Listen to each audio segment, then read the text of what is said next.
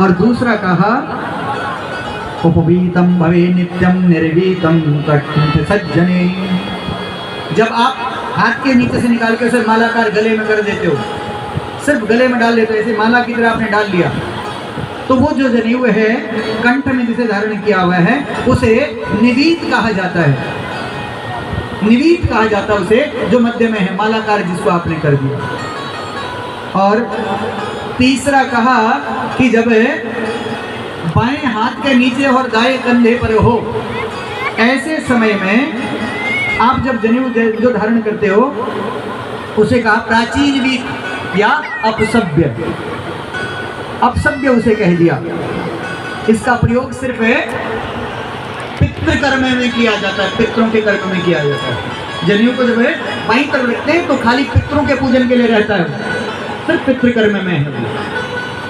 बाकी जब आप दाईं तरफ रख रहे हैं तो उसके लिए कहा अग्निगारे गवाम गोष्ठे होमे जपे तथैव च स्वाध्याये भोजनम नित्यम ब्राह्मणानां च सन्निधो उपासने गुरूणां च संदयो साधु संगमे उपवीति भवे नित्यम विधिरेश सनातन।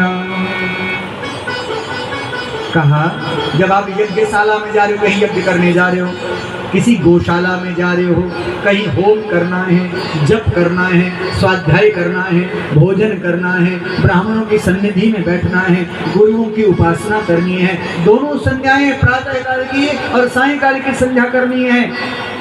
उस समय जनेऊ जब आप कोई दान कर रहे हैं तो उस समय उपवीति रहना है, यानी जनेऊ आपके दाएं हाथ के नीचे और बाएं कंधे पर होना चाहिए। इसे उपवीत कहा।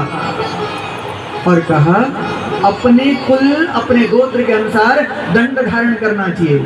सायं प्रातः द्विजय संध्या उपासित समाहित।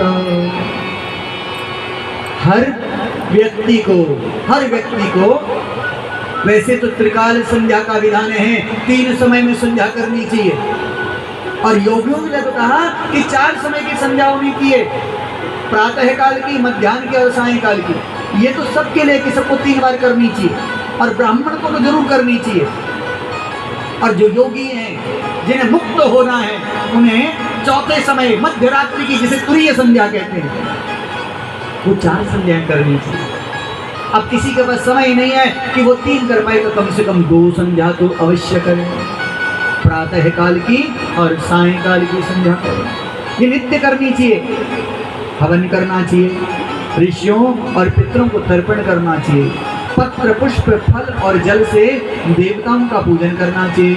देव्याः गर्जनं कुर्यात् पुष्पे पत्रेण वामुभि अभिवादनशीलस्यान् नित्यं विद्धोयेषु धर्मता। और